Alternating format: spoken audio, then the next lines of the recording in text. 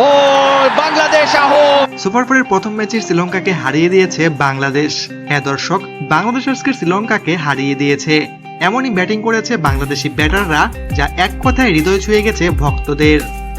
শরীফুল ইসলামকে ইচ্ছে মতোই পিটিয়েছিল দাসুন সানাকা, যে কারণে 160 পেরিয়ে রানটা স্কোরবোর্ডে উঠে যায় 168।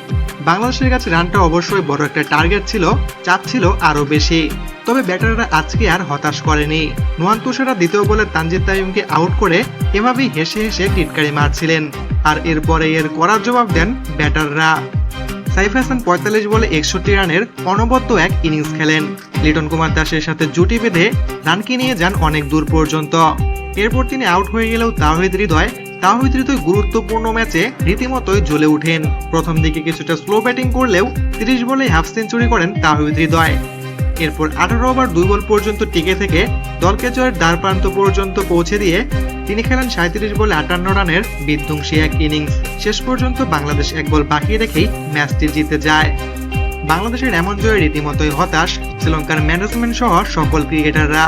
হয়তো তারা এটা কল্পনাও করেনি যে বাংলাদেশ সুপার ফোরে এসে তাদেরকে হারিয়ে দিবে।